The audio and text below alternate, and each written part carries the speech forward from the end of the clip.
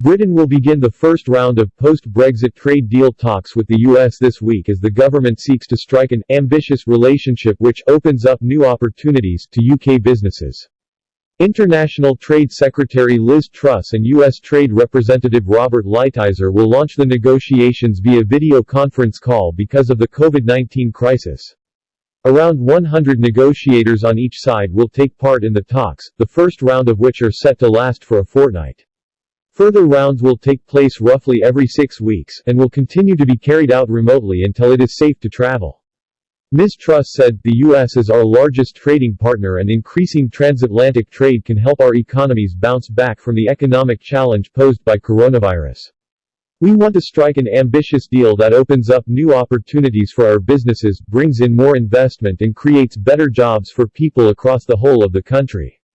As we sit down at the negotiating table early next week, be assured that we will drive a hard bargain to secure a deal that benefits individuals and businesses in every region and nation of the UK."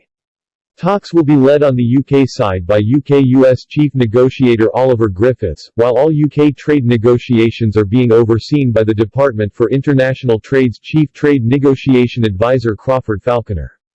As we sit down at the negotiating table early next week, be assured that we will drive a hard bargain. Liz Truss. It comes after the UK blamed Brussels for having made limited progress during the second round of negotiations on a future trade deal between the European Union and UK.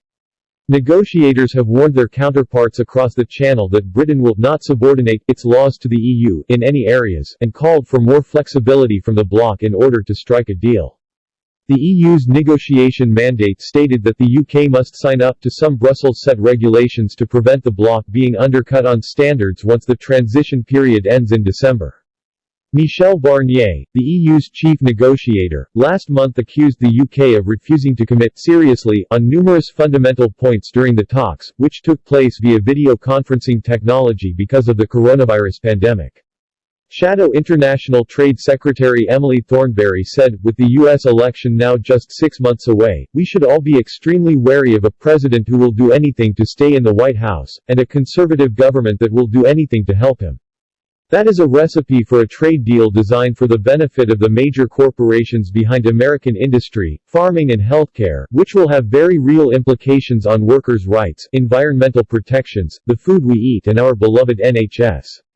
If Boris Johnson will not stand up to Donald Trump, then the British Parliament must.